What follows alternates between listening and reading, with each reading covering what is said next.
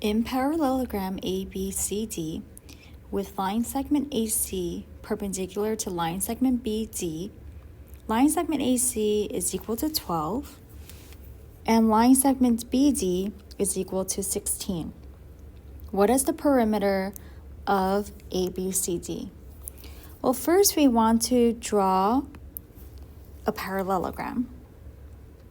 And then we want to ask ourselves, which two parallelograms have diagonals that are perpendicular? If you remember from our previous lesson, the two parallelograms with diagonals that are perpendicular that we wanted to emphasize are a square, because a square has everything, and a rhombus.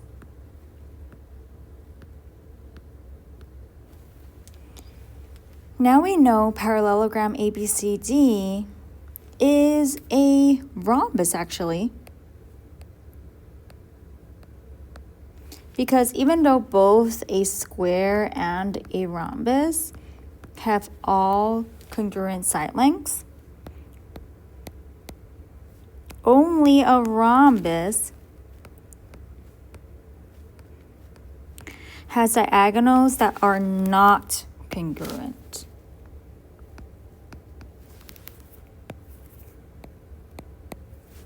So I will show you how that looks like.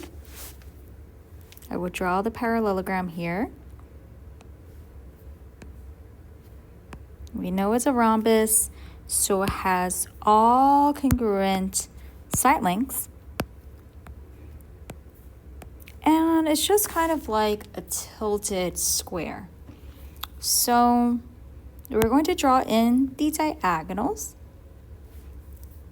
Now, again, the diagonals are from one point to its opposite point.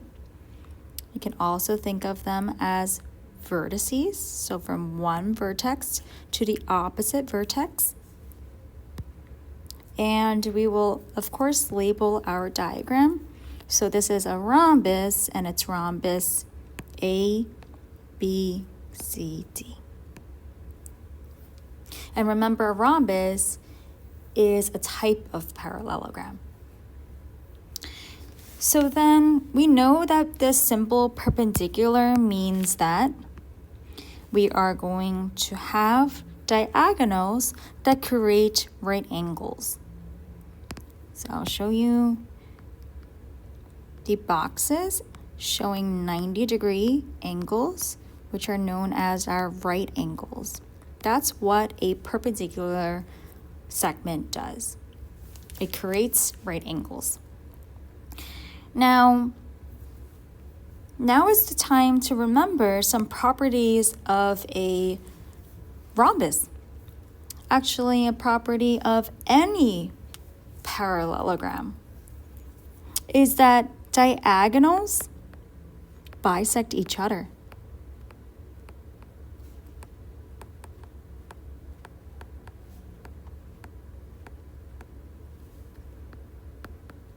And what that means is that we're going to take line segment AC, this line segment over here, and we are going to cut it in half. So that means that if this middle point is E,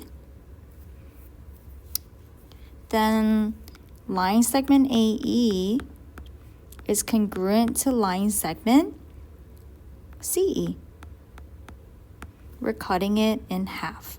So we're going to show that with two tick marks. And then we also know that line segment DE is also congruent to line segment BE. So I'll write that as well.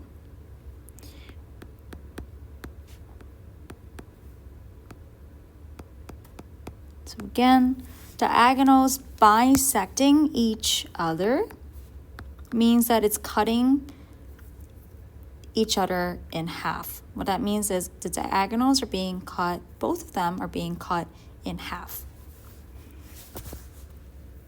Now that doesn't mean that the two diagonals, which are the full length of line segment AC and line segment BD, it doesn't mean that they are congruent.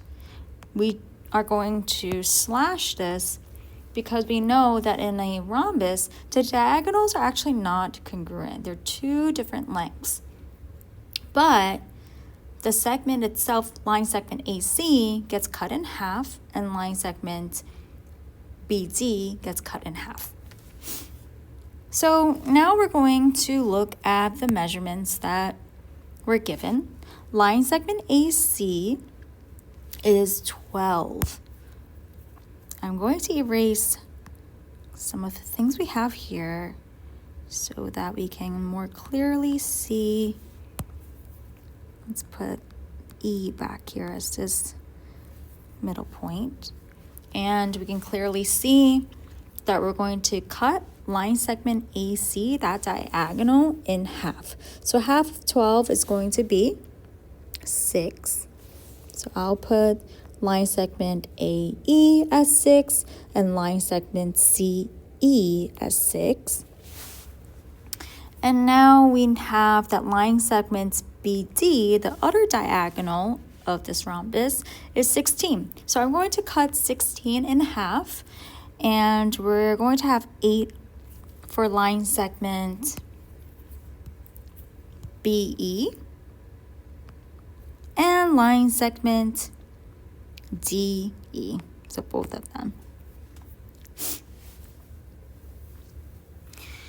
And now I want to separate out these triangles so you can kind of see that we're going to calculate one of the sides using this triangle here. And we know we have a right triangle. I will just pull that out here so you can see it better. And we said that that was a length of 6 over here. If we have triangle ABE, that was the shaded triangle in yellow. And then I'll add the same tick mark so you can see it better. It's still a 90-degree angle right here. It's a right triangle. And the other side length we said was equal to 8. So here we have it, a right triangle.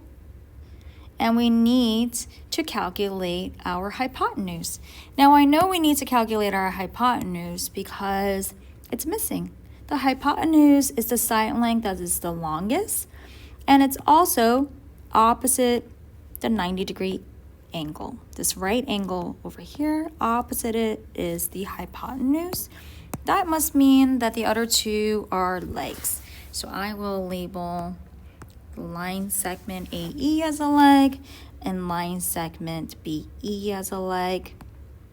And remember that we can use the Pythagorean theorem to figure out a side length in a right triangle only. See, if you remember, it is A squared plus B squared equals C squared. So it doesn't matter what you assign as A and B because they're both legs. So I can just do 6 squared plus 8 squared or 8 squared plus 6 squared. It doesn't matter because of the commutative property of addition. What matters is actually C squared because that's my hypotenuse that I'm trying to solve. So I want C by itself. Now 6 squared is 36. 8 squared is 64. That's still equal to C squared. What we have here is going to be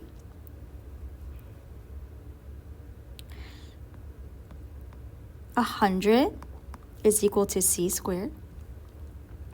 And what I want to do is actually rewrite it on the bottom so that I can show you that we're taking the square root of both sides, so that we can get C by itself. And C is going to be actually plus minus 10. But since we're talking about distance, we're going to keep the positive value only. So C has to be positive 10. And C, remember, represents line segment AB. And so we're going to add this 10 to our diagram from the very beginning. So I know that the side length is 10. And because it is a rhombus, and we have all of these remaining 3 right triangles with legs that measure 6 and 8, I know that all sides are going to be 10. And so if we are looking for the perimeter, let's go back up very quickly over here. We're looking for the perimeter of parallelogram ABCD. We're just going to add up all sides. So we're going to calculate this perimeter. And we can do 10 plus 10 plus 10 plus 10. Or we can just do 4 times 10. We're going to add them all up because perimeter is the measure of all side lengths added up. It's going to be equal to 40. And there were no units, so we're just going to say 40 units.